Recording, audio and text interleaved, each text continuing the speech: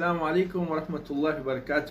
Today I have from the stories of Sahaba, I have one of the most famous stories, and it is about one of the most famous companions of the Prophet sallallahu alaihi wasallam, and he was from Ethiopia. His color was dark black, he was dark in color, and he would give the adhan. You know who is a person who gives adhan? It's a muazzin. So he was the muazzin of Rasul sallallahu alaihi wasallam. Yes, you're right. It's Bilal radiallahu anhu. When we say radiallahu anhu, it is because these words are from the Quran that we say, may Allah be pleased with him. Bilal and his sufferings. Bilal is radiallahu anhu is well known as the companion who was responsible for calling adhan in the masjid of the Prophet sallallahu alaihi wasallam. He was an Ethiopian slave of a non-believer in Mecca. His acceptance of Islam was naturally not liked by his master, and he was therefore tortured mercilessly. Umayyah ibn Khalf, who was the worst enemy of Islam, would make him lie down on the burning sand at midday and would place a heavy stone on his chest so that he could not even move a limb. He would then say to him, renounce Islam or die in this condition. Even under these tortures, Bilal, may Allah be pleased with him, would say, Ahadun Ahad, Ahadun Ahad, the one, the one, the one. He was whipped at night and with the cuts thus received, made to lie on the burning sands during the day to make him either forsake Islam or to die a slow death from the wounds. The torturers would get tired and take turns, Abu Jahl, Umayyah and others, and compete with one another in giving more and more painful punishment. But Bilal radiallahu anhu would not yield.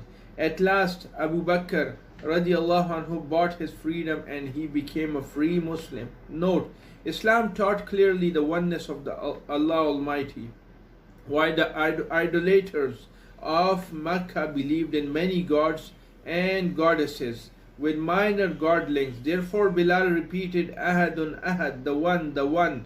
This shows his love and devotion to Allah subhanahu wa ta'ala.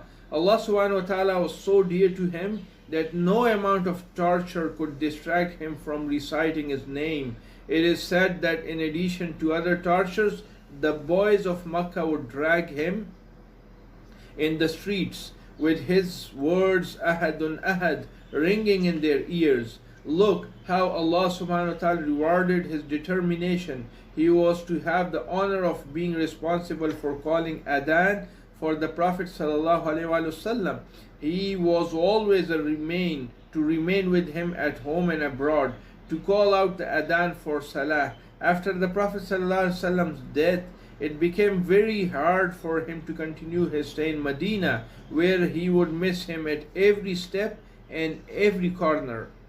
He therefore left Medina and decided to pass the rest of his life striving in the path of Allah subhanahu wa ta'ala. Once he saw the Prophet sallallahu alaihi wasallam in the dream, saying to him, Bilal, how is it that you never visit me? No sooner did he get up then he set out for Medina. On reaching there, Hassan and Hussein radiallahu anhum ajma'in, the Prophet's grandsons, requested him to call out the adhan. He could not refuse them, for they were very dear to him. But as soon as the adhan was called, the people of Medina cried openly, remembering the happy old days, the times of the Prophet sallallahu alaihi wasallam. Even the women came out of their houses weeping. Bilal, may Allah be pleased with him, left Medina again after a few days and died in Damascus in the 20th Hijri. This is how the Sahaba lived. All their life they had love for the Prophet sallallahu alaihi wasallam, and their life surrounded with the memories of the Prophet sallallahu alaihi wasallam. The first azan when he was giving after death of Prophet sallallahu alaihi wasallam, as he said Ashhadu anna Muhammadar Rasulullah, that was the time whenever he was read that or recite that during adhan, he would look at the Prophet sallallahu alaihi wasallam. But when he said Ashhadu anna Muhammadar Rasulullah and the Prophet seeing that Prophet was not there, so he started weeping and weeping, and that was the time when he left Medina. So this is how they were living, and may Allah help us act upon this. Okay, Assalamu alaikum wa rahmatullahi wa barakatuh.